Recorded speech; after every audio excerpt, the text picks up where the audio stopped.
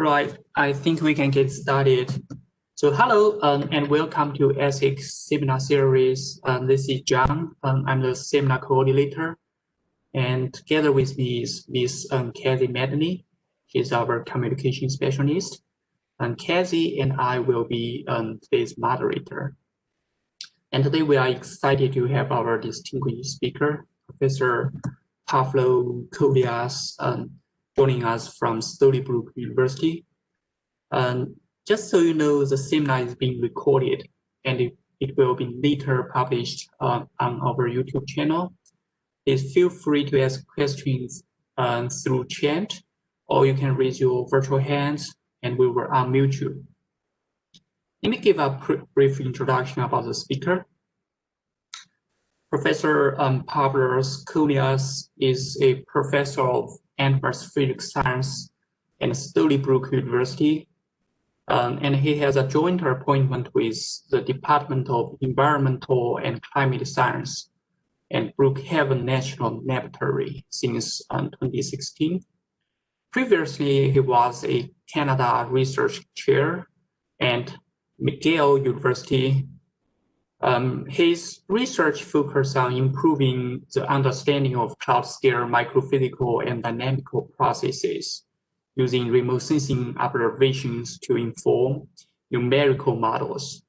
He is also interested in radar meteorology and technology and the development and application of novel phased array and spaceborne radars in weather and climate research. Professor Kollias is the author or co-author of over 150 peer-reviewed scientific papers and the recipient of a Humboldt Research Fellowship from Germany in 2013 and of the AGU Atmospheric Science Ascent Award in 2020. So let's welcome the speaker, and I will hand this over to Dr. Kollias. So, Professor, please go ahead. Okay, thank you very much, John, and thank you for the invitation. My pleasure today to present you a rather complicated and difficult topic and try to share with you some of the excitement with the latest technological advancements in SmallSats and CubeSats that could revolutionize the way we observe cloud and precipitation from space. I'd like to acknowledge my co-author, Alessandro Battaglia, somebody who I worked for over a decade on spaceborne radars and applications in science, pretty much all across Europe, Japan, and the US. The asterisk also is very important to be noted. What I will present today is based on what we know in 2020.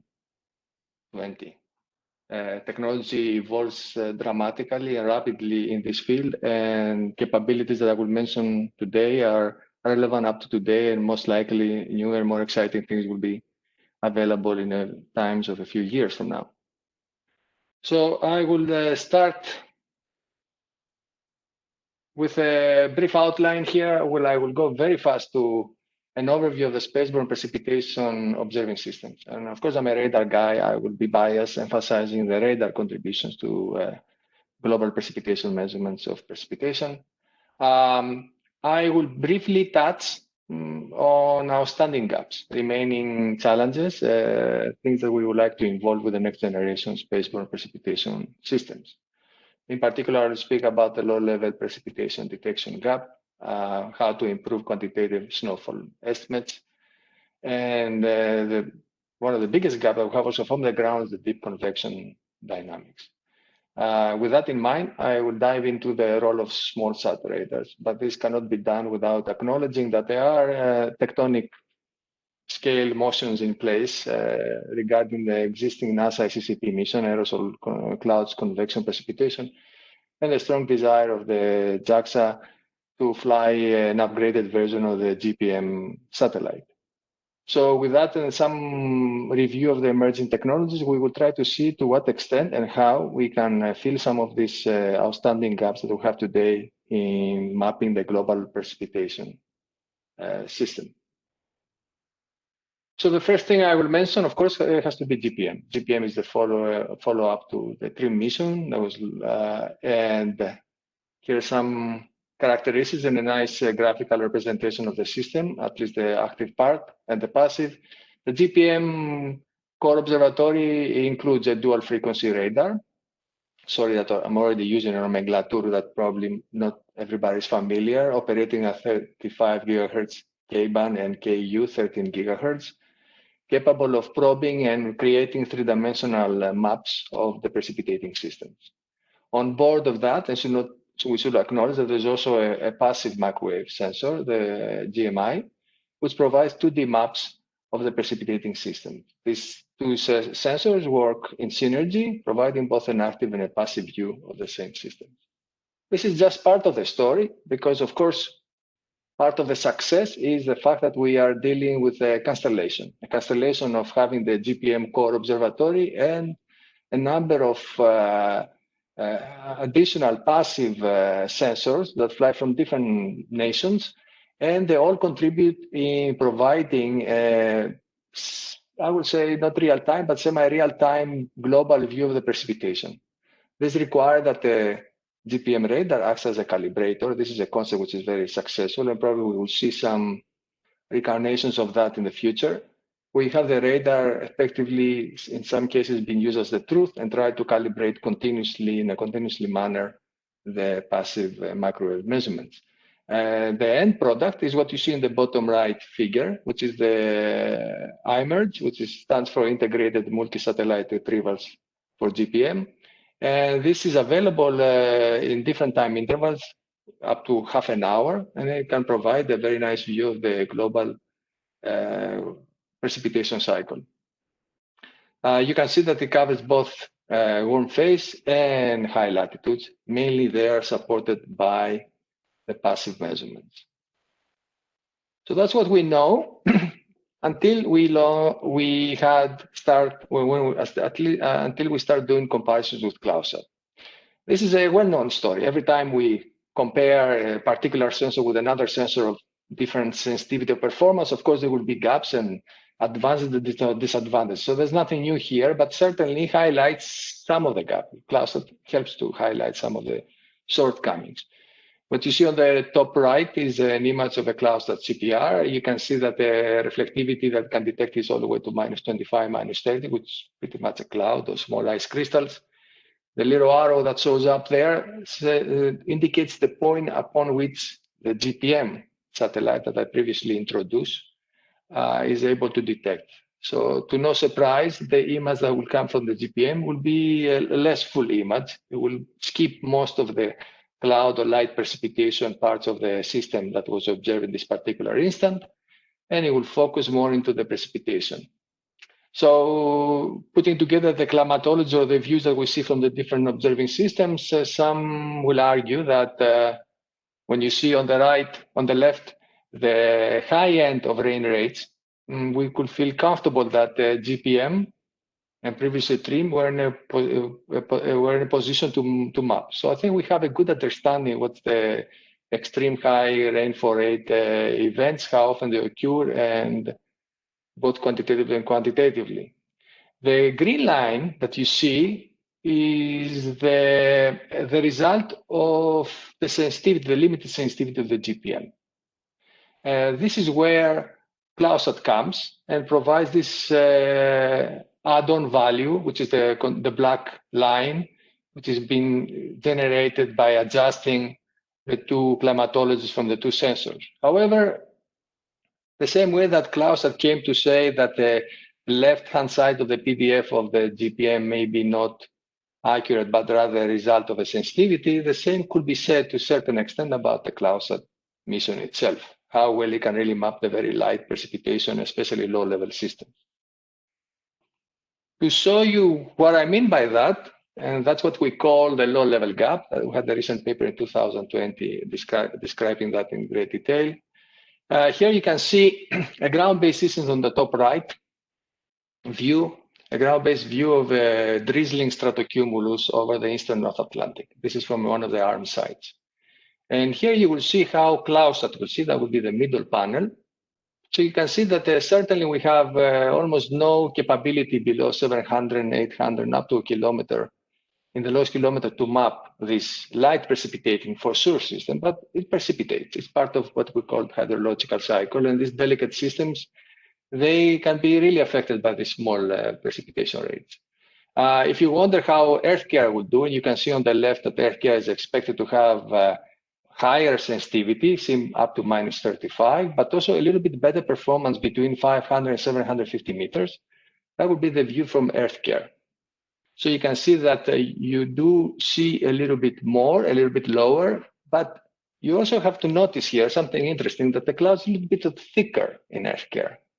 And this is the fact that both radars are using a very long pulse for cloud studies, 500 meters, because these two missions were driven by the desire to map clouds, even if that means that you're going to have some vertical stretching effects, which are actually amplified in the case of EarthCARE because it has enough sensitivity to be affected by that more than CloudSat. Forgot to mention that the black dots show the cloud top and the cloud bases respectively. You can see that you really overestimate the cloud thicknesses in both cases with CloudSat and EarthCARE. So we're going to have to deal with this low-level gap, and we hope that SmallSat will be in a position to do that. Another thing that we have to be very much aware, this is another paper in a series that we published this year that deals with the second gap, is the non-uniform beam filling. What you see in color is from a high-resolution simulation, oceanic warm rain. What you see there is the liquid water path, and the contours indicate areas where you have some kind of shallow cumulus with rain. The right-hand side, I don't know if you can see my mouse, you can see the footprint of different sensors we have. And you can see EarthCARE and CloudSat do have small, sufficient, possibly to a certain extent, footprint to deal with the inhomogeneity of the scene.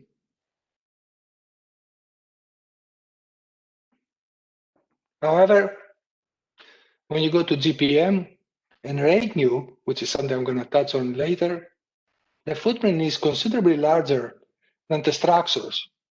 This creates a lot of what we call non-uniform beam filling effects, could affect even something that we think is one of the most useful measurements of a radar, which is the total liquid in the column that can be extracted from the PIA measurements, the path integrated attenuation. However, when the footprint is not uniformly filled, there is biases introduced in this. Another area that I'm not going to spend a lot of time, but has been a lot of papers lately highlighting the shortcomings in quantitative snowfall estimation. So we know that passive microwave sensors are key to that. Okay, they cover high latitude coverage with excellent temporal spatial coverage. However, the interpretation of the brightness temperatures is difficult. Surface conditions are critical, they need to be well understood, and also the presence of supercooled liquid also plays a role in the interpretation of the brightness temperature. So here, when you use the GPM as the calibrator to try to, through a machine learning or some kind of other statistical technique, try to calibrate the brightness temperature and come up with some kind of estimate of the snowfall, we have to be aware by now that GPM has good coverage, provides good detection for medium and heavy snow events, but of course, it cannot see the lighter snow events due to its limited sensitivity. On the other side, CloudSat doesn't have any swath. It has much more limited sampling and coverage. However, it does see the full scale of snow systems. It has enough sensitivity to see even from the lightest snow to the heaviest snow events. And also, there's some recent studies that highlight that maybe the radar is not the only thing we need, but simply there's a great value when we try to involve LiDARs or other systems to give us something more about what's happening in the column in the snow, which is not as snow, it's just a lot of supercooled liquid that affects the signatures of the brightness temperatures. More about the view of snow. Another thing you can see here is that if you look at the middle plot, this is from a very high latitude, Bear Island, Norway. You can see that the PDF of the snow detections is below on the left of the dust line, which is approximately the sensitivity of GPM. So most of the snow there is very light, it will be missed.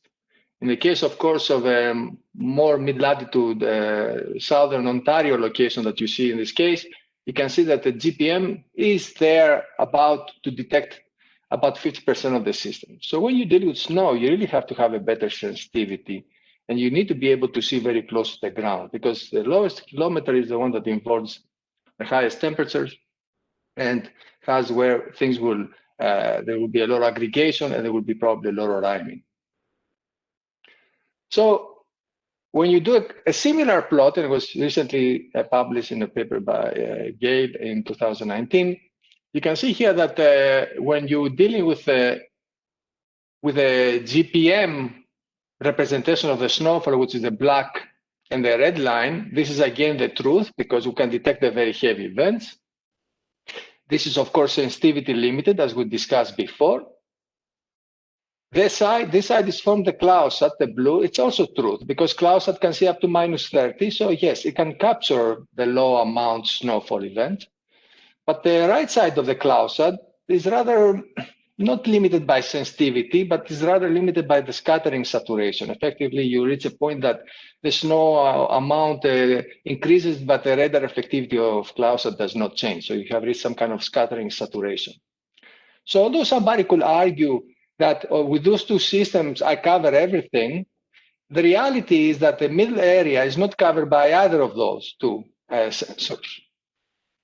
So in order to achieve improved snowfall estimates, it's not just a matter of filling the detection gap. You need to have enabled the radars to detect that without being affected by other saturation sensitivity techniques. So that requires that the new observing systems will have more overlapping detection capabilities between a multi-frequency system. And I say multi-frequency because the snow is non-spherical particles. There's a lot of uncertainty, and there's a lot of literature about that, trying to interpret it from a single reflectivity, what's the snowfall rate. Having 2 or 3 helps a lot and reduces the uncertainty in getting and extracting a quantitative snowfall estimate. So here I have a plot of a giant squid, something that I'm very great fun of looking at Discovery channels over the years. I try to find how they will capture it in the deep ocean. And trying to be a little bit provocative here, I will say that I think we know more about the details of the anatomy, size, and life cycle of the giant squid than we know about convective updrafts. I know this is a statement that comes a little bit strong, given that we do have ground-based and airborne facilities and platforms that over years and decades have provided measurements. But I would like to defend this extreme position by saying that the observations are sparse, and especially the ground-based facilities are pretty much not covering any of the oceanic convection, which is a very important part of it. Multi-Doppler techniques that we have tried over a number of years are not really that focused on the convective updrafts, especially in the middle and upper part of the storm. So we have definitely a shortcoming there. Profiling radars have exhibit some skill, but as you can guess, they are very few and far apart, and this is a limited data set. So when I say that we know more about the squid, we don't have enough observations to really challenge the models at this point. So let's use the model to understand something about the target. If the target of this next generation SmallSats is also to tell us something about deep convective dynamics. So here you can see the statistics on the plot, updraft mean velocity and updraft core length from a very large library of numerical simulations that we have used in the NASA SCCP study. And here you can see that you can break them down in 3 categories: shallow convection, maritime, and more intense continental cases. You can see that the updrafts can go easily to 25 meters. This is 25 meters mean velocity within the updraft at a certain height, not instantaneous. Instantaneous values could go up to 60, 80 meters, we have seen in models. And you can see that the majority of the updraft sizes horizontal is under 5 kilometers. This needs to be considered when we try to design an observing system that want to capture this. One thing, though, to note is my middle statement on the right, is that even if you make an error in your measurements of deep convective motion of 3 to 4 meters, still that accounts only about 10 to 20% of the total magnitude of the updraft. This is a pretty good technique compared to the assays we have in any microphysical retrievals we do from space. But if you decide to put Doppler in space through a SmallSat, you will also like to do some additional work and especially try to learn more about the particle size or even particle densities when it comes to the case of rhyming. First, look on the plot on the right. You can see I put a simple relation between the velocity and reflectivity. Scientists like to know when you transit from cloud to drizzle, important transition. We like to know how you go from dry snow to rime ice. This is another important transition. And to a lesser extent, we like to know how to distinguish between small raindrops and large raindrops. For you to be able to distinguish this different type of hydrometeors, you need to have an accuracy in your velocity that it is sufficient to allow you to distinguish in the Doppler domain. In a rule of thumb that we have been using for the EarthCARE mission, you need the uncertainty in the velocity, the relative uncertainty divided by the magnitude velocity to be less than 0.2. This is a very high requirement, and I'm going to revisit that later when we actually look at typical solutions. And to show you what is very important, has been recently published from two very good friends of me, Stefan Kneifel and Dmitry Moisev, that the rhyming fraction, something that we really like to understand more, can be best mapped by the changes in the Doppler velocity. Doppler velocity is the best measurement we can have to understand more about the rhyming state of snow particles. So that's all problems. And probably, hopefully, I have another half time of my presentation to dedicate to possible solutions. The easy statement here has been done by Chris Kumarov in a recent chapter in a book that deals with spaceborne precipitation measurements. More likely, the future radars will have it all. Higher sensitivity, wider swath, reduced surface clutter, multi-frequency, polarization, and Doppler. That would be an easy prediction. And let's see where we can base this prediction. Of course, we're all excited because we are living the, as Graham says in his BAMS article, the emerging technological revolution in Earth observations. We have CubeSats and SmallSats, we have constellations, we can tackle delta T, time difference, rapid revisiting of the same system. We can also have seen a lot of technological development in the area of spaceborne radars. So nothing better to demonstrate than the RainCube. That's the one radar that came with a lot of disruptive technology and has made us all thinking about what we could do in space next. This radar, which I will talk more about it's 6U space, has a deployable antenna, it uses chirp. These are all things that we never had before. So there's a lot of excitement about what can be done building upon these technological advancements. A quick slide to show that it has very good performance. This is the view from Houston of precipitation from the NEXRAD. And here you see the vertical cross-section from RainCube that came along this line. And you can see it has decent capability of detecting the vertical structure of precipitation. And some may wonder what would look like if we had like 500 of these in space, and we have almost NEXRAD in space type of capabilities continuously going around the globe. So, but time to define SmallSats. So when looking at the history of satellite radar-based spaceborne radar observations, every satellite we built was bigger in both size, weight, and power compared to the previous generation.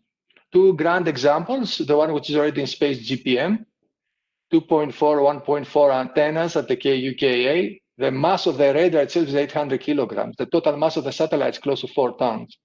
The power of the radar is 790 watts, and the total power about 2 kilowatts for the satellite. On the same token, EarthCARE, to be launched in 2023, a 2.5 meter solid disk W-band antenna, the biggest you could actually put on the launcher, a mass of 240 kilograms and a power of 300 watts.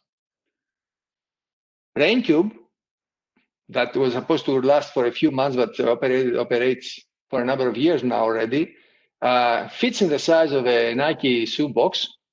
It has a mass of 12 kilograms and a power of 35 watts, which probably is what you're going to use in your laundry room for seeing, for light. So this is very remarkable both in size and power requirement and weight device. But to be more technical, what we call by SmallSat, we call something which is actually less than 600 kilograms. So there's room to do something bigger than RainCube. Everything has to be like RainCube. Now, for scientists like me, there's more than just a swap, the size, weight, and power that probably excites a lot NASA headquarters. I've been involved in the EarthCARE mission, and I'm the lucky one because I got involved after 2008. Some of us have been waiting for this EarthCARE mission to launch for 23 years now. The concept was put together in 2000, and we're in 2023 to be launched. And the cost is about close to $1 billion. On the contrary, RainCube, yes, it's not EarthCARE, it's not doing the force sensors, the type of capability, the metric accuracy that the sensors have, but the concept was put together in 2014. If I got it right, it was launched in 2018.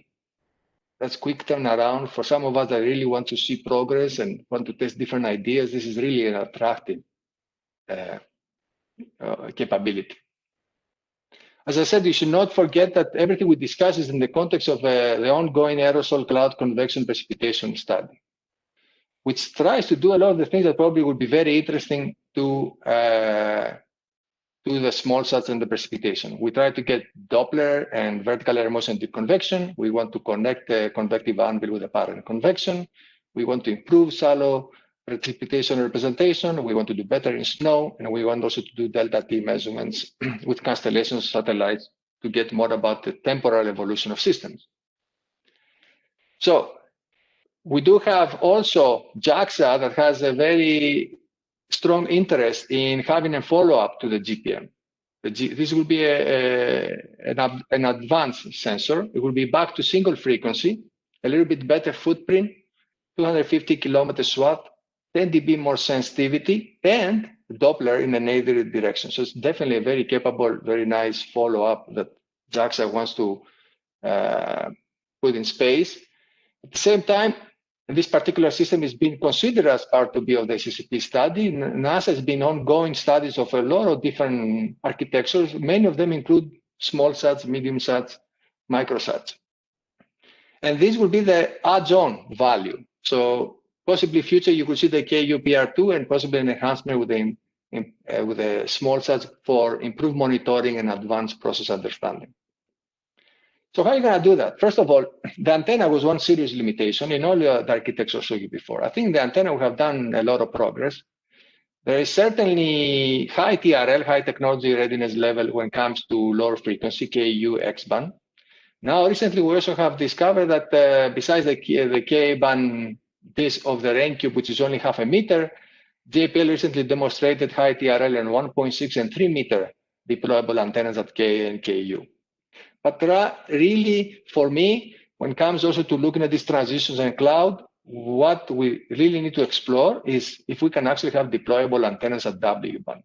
And I put there a target of 3 to 5 years because I suspect that the different NASA centers are working on that. That will be a very exciting evolution to actually be able to do that also with deployable antenna, or some sort of antenna that it doesn't compromise the size of the mission of the satellite. The other thing which was very exciting about the community is the use of pulse compression. Okay, pulse compression means you send a very long pulse, but it's low power.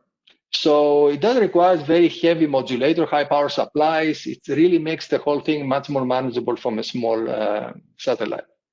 So pulse compression reduces the peak transmit power, but introduces range side lobes. So this is something very important to understand because it puts some limitations. So think, for example, you're building your radar of your dream for the future, and the blue line corresponds to the sensitivity you want to assign to it. And you want to implement that using a low power approach, using a pulse compression. But really, the sensitivity in the lowest 2-3 kilometers is rather dictated by the range side lobes. It's a very technical issue for most of you, but definitely it has to do with the fact that you send a very long pulse, which is longer than the depth of the troposphere, and you want to recover a very fine vertical resolution, and there are phase noise and other effects that make this very difficult, the convolution effectively. As a result, the lowest 2-3 kilometers performance is not dictated by how big you make your antenna or how sensitive is your radar. It's dictated by how strong is the surface clutter. And unfortunately, it looks like this could be a problem if the goal is to fill up the low-level gap. And perhaps the solution in this case is that we actually do send a very short pulse. Something we haven't seen from all the previous other missions that have very high power transmitters. Very interesting, this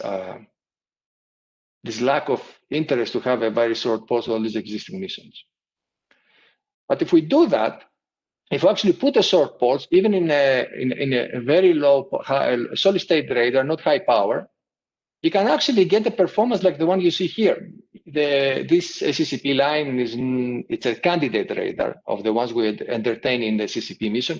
It's not the one that would be selected, but shows you what could be the advancement. So you can see we are entertaining radars which are even less sensitive than CloudSat. But at the same time, you can see that we can actually, using a short pulse, recover some of the low-level gap. So don't be shocked because you're going to miss all the clouds that you will miss compared to CloudSat. You should definitely get better understanding of precipitation. This is a very light precipitating drizzling cloud. Here you can imagine that the data would be even more, the coverage would be much more impressive if you look at shallow warm rain, shallow convective clouds. So I think there is something that can be done. It could be tested in the next generation SmallSat. And this practically will eliminate completely the snow measurements problem because a -5 capability at 250 meters, it covers all snow, even the lightest you can find in the high latitude. And as I said, it will improve the warm rain detection. So here I'm going to turn quickly to my academic role and try to teach you through some cartoons, some basic things about doing the Doppler from space. So you transmit in space and you illuminate the area you see on the surface. Looks like a pancake, but this is how the pulse looks like eventually, much more shorter in the vertical dimension than in the horizontal. And the target, the red target, is not moving really.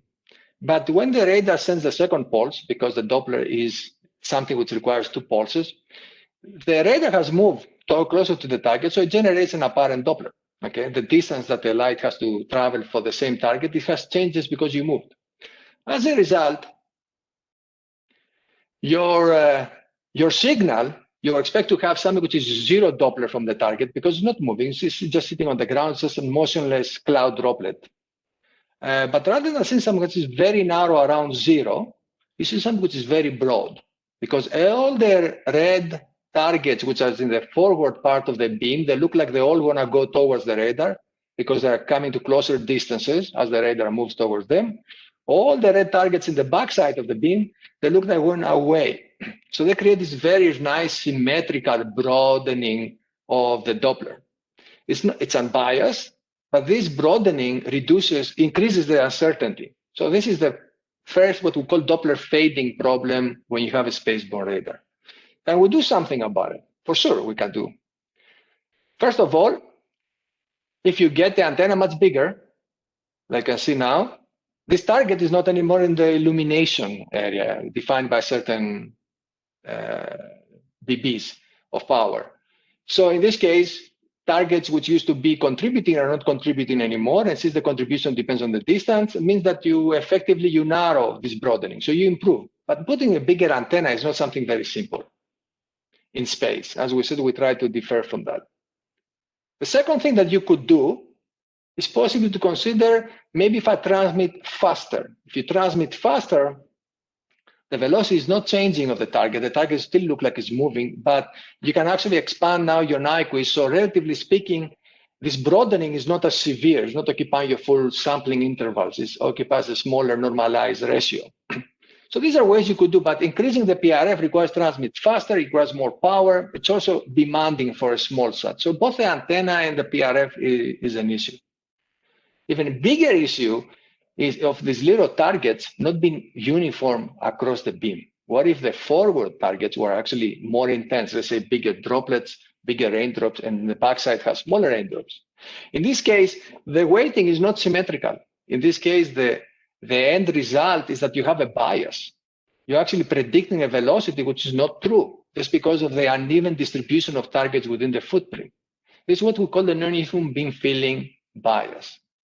So this is something that, as you can see from the formula I have on the top, depends on the change of the reflectivity structure, and it goes with the square of the footprint. So be aware, big footprint, big non-uniform beam filling issue, and that bias has to be correct. And to a certain extent, we can do a decent job, but still carry some residual error on top of all the other errors are introduced.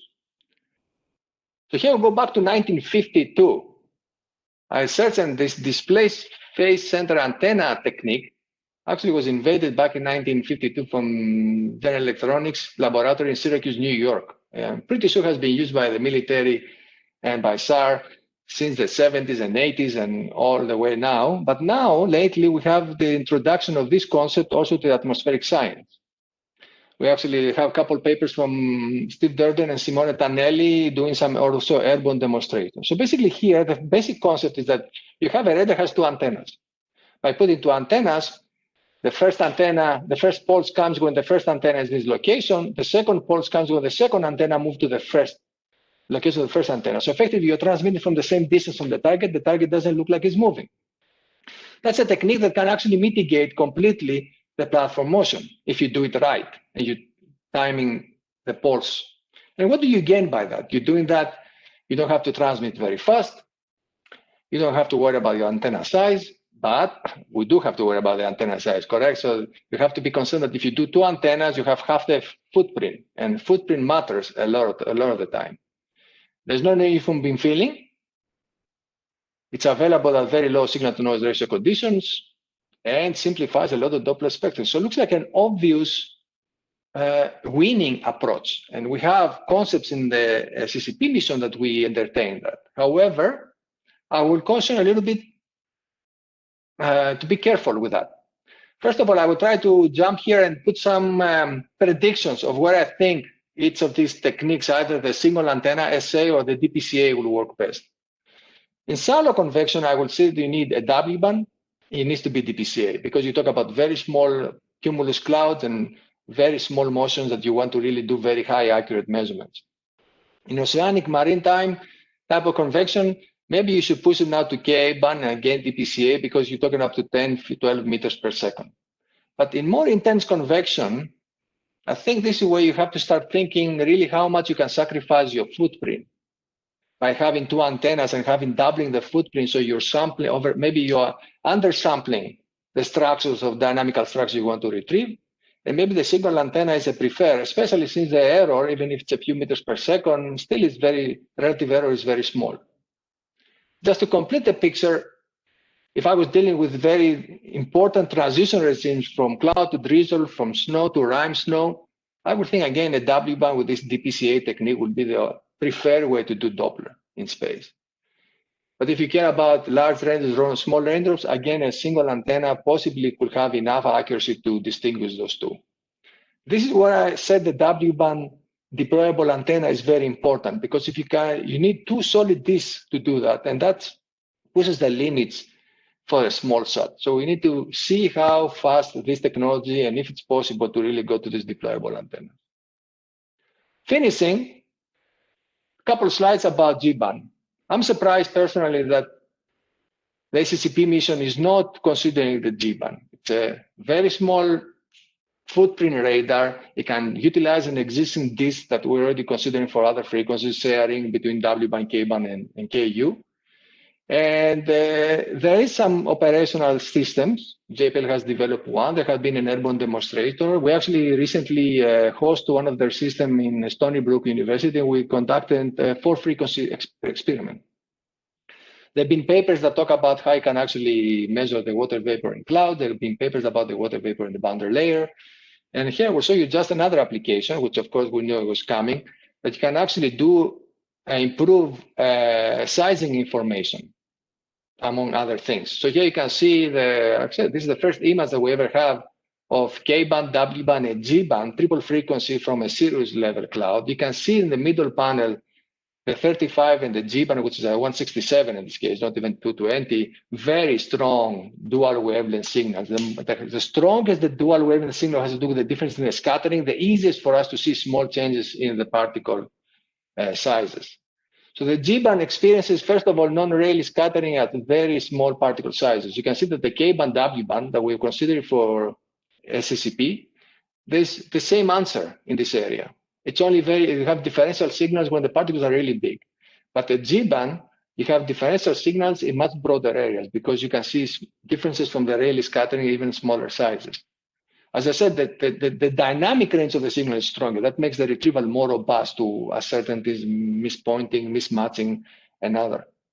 And the radar could be employed with the differential absorption technique, operating a couple, 2 or 3 tones, and actually self-correct to a certain extent, even for the water vapor in its measurements. And I think I'm finishing here. It will be very difficult to put a summary slide. I thought there were a lot of key things that they were highlighted in my presentation. But I will say a few things about there is reasonable expectation that the future spaceborne radars will deliver what we want, the high quality observations, to get us the extra thing on top of something like the KUPR2 that JAXA is proposing. To improve the snowfall measurement, to detect the light precipitation, since you know finally going to transmit the short pulses, and go after convective dynamics. I want to say that all this progress, though, it's great progress for remote sensing and for measurements, but it's not so clear how this will translate itself to advanced understanding in processes in aerosol cloud precipitation interactions.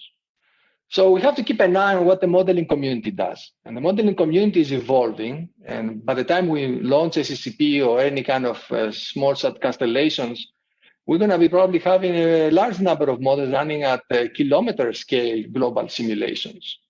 So we need to make sure that we develop observing systems that can really benchmark this kind of models that finally have the realistic representation of clouds of different complexity in their simulations. And with that, I would like to thank you.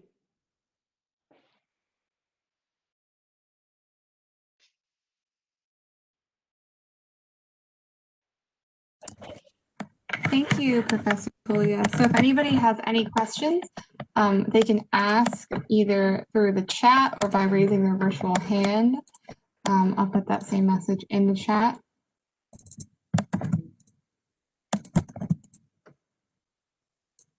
So we do have an early question. Does W-band radar saturate for heavy precipitation like rain band in hurricanes?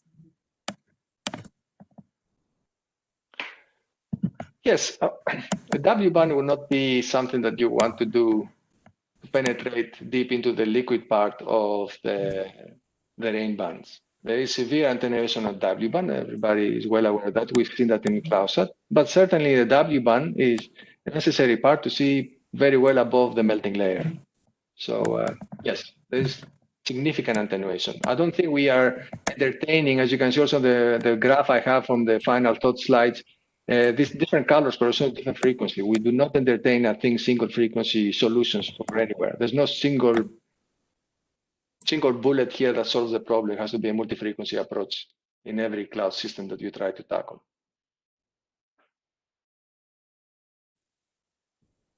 Thank you. Also, a comment from Dr. Zhangking Li. He says, thanks for the excellent talk. Please provide a list of the papers cited for further understanding of your complex talks. Yes, I think I have put a lot of references, but probably not enough. Maybe I could share with you, and you could add in the seminar at the end, maybe a slide when I share it with you with the references. Yeah, of course. And if you share anything with us, we can also put it on the seminar site. Oh, here's another. Is triple frequency radar helpful for studying heavy rainfall? Yes. So good question would be, do I need triple or do I need the dual frequency? First of all, interesting enough, we have learned through the NASA SCCP study that once you decide to have a certain size antenna, adding a second or third frequency is not a big changer in terms of cost. Okay, so that's a good thing. So if I need triple frequency, I think you could do most of it with dual frequency, but depends on the rainfall. Okay, if it is the stratiform precipitation, and it's up to 5 millimeters per hour, I think even the W-band or K-band could penetrate and could provide you full coverage. But if you're looking at convective, then I think then you need to start considering lower frequency. to be safe, since the satellite samples everything, yeah, triple frequency would be a desirable system for that. But you can see on the diagram also the different colors here correspond to different penetration depths for different frequencies. So you can see that definitely depending on which part of the cloud system you want to observe and how much you want to penetrate, you can see that the colors changes. So it means that you have to have this multi-frequency approach just for detection purposes.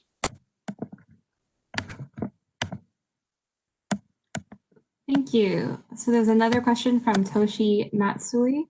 What would be the physical distance of two antennae in DPCA? Could it fit in SmallSat or need Constellation? So if it is, Toshi, a KU or a KA, this could be certainly a SmallSat because both antennas will be deployable. We do have the technology to deploy 1.5, 3 meter antennas demonstrated. And also I know that NASA Goddard is in the stages of developing even larger antennas, several meters, which will actually be a single antenna. I have similar performance at this point if it is that big. So because of their deployable, yes, it could be a SmallSat. Thank you. Another from Jeff Stair. He says, what are desirable orbits and time? I'm sorry, let me just begin again. What are desirable orbits and timing so you get adequate spatial and temporal coverage? Well, that's also a very, very difficult topic for a hot topic of discussion at the NASA study, at the SCP study. So if there was only one orbit, I think most of us will select to go with the polar orbit because we really want to cover the full scale of systems, especially in the high latitudes. However, an inclined orbit is needed for you to be able to go after the diurnal cycle. The inclined orbit is, how many do I need? I think there's more interest about doing short temporary visits. Think about a constellation of 3 type of RainCube radars flying together with a spacing of 30 to 60 to 90 seconds. And if you have a little bit of swath, maybe like 5 beams, they will be able to sample the same convective system at different stages of its lifetime. I think that excites a lot of people because we don't have this kind of delta T measurements. This is actually a new benchmark for models. So I think that will be something very interesting. My dear friend Alessandro Battaglia had actually a very recent paper published in Journal of Climate, where he was actually discussing how well we capture the diurnal cycle and how well, with the GPM, I mean, and how well the reanalysis and global climate models are performing to that. So I think this is necessary that we continue somehow the incline orbits and with the swath, if anything, if we want to really continue having that. Thank you. Here's another. Is it worthwhile to put radar and radiometers together in small satellites? They seem to be separated in small satellite missions. I think it's already in the heads of people to do that next. I think it's a no-brainer in my view that considering the small size of the radiometer, and also considering that in certain instances the radar antenna itself is a radiometer, because we have actually now the ability to do brightness temperatures at the footprint of the radar and at the frequency of the radar with phenomenal accuracy compared to what we have seen from CloudSat. So we can do the sub-1 Kelvin type of accuracy. This is not as good as the accuracy you could get from a radiometer, but is a significant improvement. So yes, all 4 radar radiometer together on the same SmallSat. Thank you. So that's the queue of questions I have. Does anyone else have any questions? You can raise your virtual hand. Oh, there's another one. From Mayhan, what is the frequency of G-band radar? Does it need a very large antenna size? The larger the frequency of a radar, the smaller the antenna size to get the same footprint on the ground. So one of the great advantages of a G-band radar, which typically you can think that the one that JPL developed operates between 164 and 174, or 167 and 174, but there's also a possibility to operate them around 200 to 220. So this very high frequency, a very small antenna will give you a very nice footprint. So you can imagine you can get your footprint of your radar if you have a 2-meter antenna down to, I don't know, 200 meters, 300 meters. Very small. So yes, the higher the frequency, the easier to get good or even excellent resolution on the ground. Thank you. If anybody else has any questions, I can type it in the chat or raise your virtual hand and I'll unmute, or you could just message me, ask to be unmuted.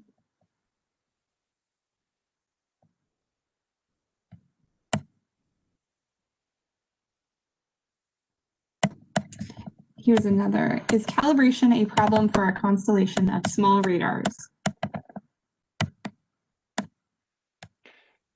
Well, the best calibrated radars we have are the Spaceborne. And that's because they use the ocean surface. There are stories about how many programs, both operational and research programs, have adjusted their measurements based on overpasses and intercomparisons of the statistical nature with the Spaceborne radars. I suspect these kind of techniques are fully employable also to constellation radars. So I expect them to be very well calibrated. Thank you. Any other questions?